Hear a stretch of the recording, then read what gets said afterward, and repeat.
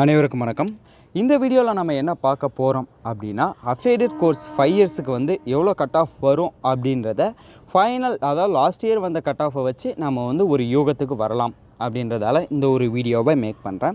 இது கூடவே வந்து பார்த்தீங்கன்னா 7.5 ரிசர்வேஷனாக என்ன அப்படின்ற டீட்டெயிலையும், 7.5 ரிசர்வேஷனுக்கு எவ்வளோ கட் ஆஃப் வந்துச்சு அப்படின்ற டீட்டெயிலையும் பார்க்க போகிறோம். எதுக்கு 7.5 ரிசர்வேஷனே எக்ஸாக்டாக சொல்கிறேன்னா, நிறைய ஸ்டூடெண்ட்ஸ் வந்து அப்படின்னா என்ன அப்படின்றது தெரியலை. ஸோ அதால் இது கூடவே ஆட் பண்ணியிருக்கேன். தென் அஃபிலியேட்டட் கோர்ஸுக்கு இப்போது நான் போஸ்ட் பண்ணியிருக்க கட் ஆஃப் வந்து last year final cut off தான் நான் போஸ்ட் பண்ணியிருக்கேன்.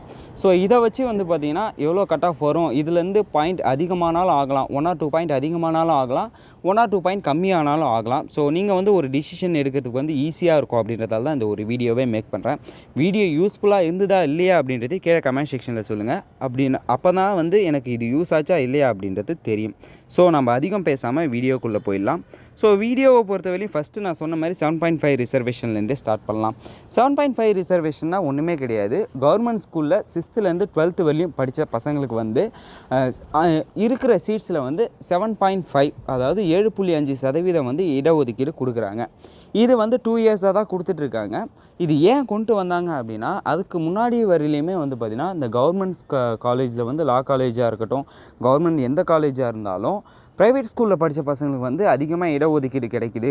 ஸோ கவர்மெண்ட் ஸ்கூலில் படித்த பசங்களுக்கு ஆப்பர்ச்சுனிட்டி கிடைக்க மாட்டுது அப்படின்ற ஒரு இஷ்யூ இருந்தது. ஸோ அதுக்காக வந்து நம்ம தமிழ்நாடு கவர்மெண்ட்டாக ஒரு ஆக்டை கொண்டு வந்து அதை பில்லாக பாஸ் பண்ணி அதை ஆக்ட் ஆக்கி ஸோ அதை நடைமுறைப்படுத்துனாங்க. அதால் வந்து இந்த 7.5 ரிசர்வேஷன் அப்படின்ற ஒன்று வந்து நம்ம டாக்டர் அம்பேத்கர் லா யூனிவர்சிட்டிலையும் ஃபாலோ பண்ண ஸ்டார்ட் பண்ணிட்டாங்க. ஸோ அதே மாதிரி இப்போ நம்ம வந்து அந்த 7.5 ரிசர்வேஷனுக்கு லாஸ்ட் இயர் எவ்வளோ கட் ஆஃப் போச்சு அப்படின்றத பார்க்கலாம். ஸோ இந்த கட் ஆஃப் வந்து ஷோ பண்ணியிருக்கேன், உங்களுக்கு பார்த்தாலே தெரியும். தென் இதில் வந்து டாக்குமெண்ட் வெரிஃபிகேஷன் டேட் வந்து பார்த்தீங்கன்னா 19/7/2024 கொடுத்துருக்காங்க. ஸோ ஜூலையில் வந்து அனௌன்ஸ் பண்ணியிருக்காங்க. நாம் இந்த டைமும் வந்து பார்த்திங்கன்னா ஜூலையில் வந்து இந்த கவுன்சிலிங்கை வந்து எதிர்பார்க்கலாம். கண்டிப்பாக வந்து ஜூலையில் வரதுக்கான வாய்ப்புகள் இருக்குது. ஜூலை 15லேருந்து ஜூலை 30க்குள்ளே வந்து பார்த்திங்கன்னா இந்த 5 இயர்ஸ் கோர்ஸுக்கு ஃபஸ்ட்டு கவுன்சிலிங் அனௌன்ஸ் பண்ணுறதுக்கான வாய்ப்புகள் இருக்குது.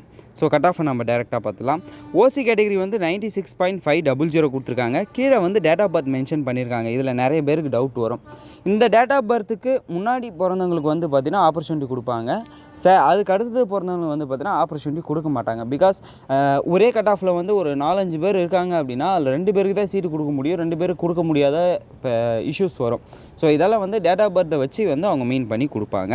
Next BC category 93.7.5, BCM category 93.875, MBC டிஎன்சிக்கு 93.500, SC category 94.125, SCA category 95.250, ST category 92.750. இதுதான் வந்து பார்த்திங்கன்னா 7.5 ரிசர்வேஷனுக்கு போன கட் ஆஃபாக வந்து அனௌன்ஸ் பண்ணியிருந்தாங்க. ஸோ இது வந்து 7.5 ரிசர்வேஷனுக்கு ஓரளவுக்கு உங்களுக்கு கிளாரிஃபை ஆகிருக்கும் அப்படின்னு சொல்லிட்டு நினைக்கிறேன். இது வந்து எக்ஸாம்பிள் தான் சொல்கிறேன். இந்த கட் ஆஃப் வந்து இன்க்ரீஸ் ஆனாலும் ஆகலாம், டிக்ரீஸ் ஆனாலும் ஆகலாம். சரிங்களா?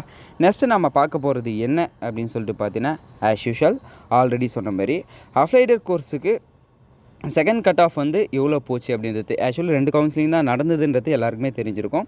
ஸோ இதில் வந்து நம்ம செகண்ட் கட் ஆஃபாக பார்க்க போகிறோம்.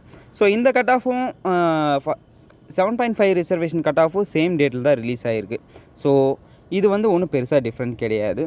ஸோ நம்ம கட் ஆஃபை பார்த்துடலாம். ஓசி கேட்டகரிக்கு மெரிட் லிஸ்ட்டு 94.500, வெயிட்டிங் லிஸ்ட்டில் 93.500 வந்திருக்கு. 1% தான் மெரிட்டுக்கும் வெயிட்டிங்க்கும் டிஃப்ரெண்ட்டு.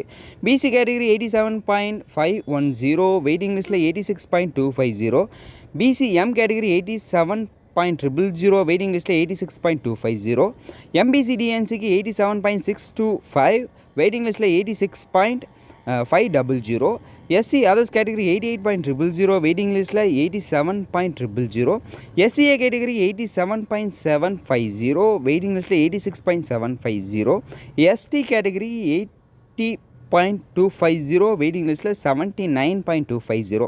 ஸோ இதுதான் வந்து பார்த்திங்கன்னா செகண்ட் கவுன்சிலிங்கில் ஃபைனலாக வந்த கட் ஆஃப்.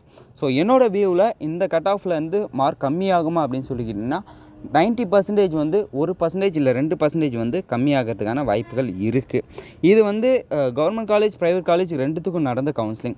ஸோ அதுக்கப்புறம் வந்து பார்த்திங்கன்னா ப்ரைவேட் காலேஜுக்கு தனியாகவே வந்து மாப்அப் கவுன்சிலிங் அப்படின்னு சொல்லிட்டு ஒன்று வச்சாங்க, எம்ஓபி கவுன்சிலிங் அப்படின்னு சொல்லிட்டு. ஸோ அது வந்து பெருசாக ஒன்றும் அவ்வளோ பெரிய வித்தியாசம் எதுவும் இல்லை. ஸோ அதை நான் வந்து நெக்ஸ்ட் வீடியோவில் கூட அப்டேட் பண்ணுறேன். ஸோ இதில் இருக்க இன்ஃபர்மேஷன் ஓரளவுக்கு உங்களுக்கு யூஸ் ஆகிருக்கும்னு நினைக்கிறேன். யூஸ் ஆச்சா இல்லையா அப்படின்றத கீழே கமெண்ட் செக்ஷனில் சொல்லுங்கள். நெக்ஸ்ட்டு உங்களுக்கு எது ரிலேட்டடாக வீடியோ வேணும் அப்படின்றத கீழே கமெண்ட் செக்ஷனில் சொல்லுங்கள்.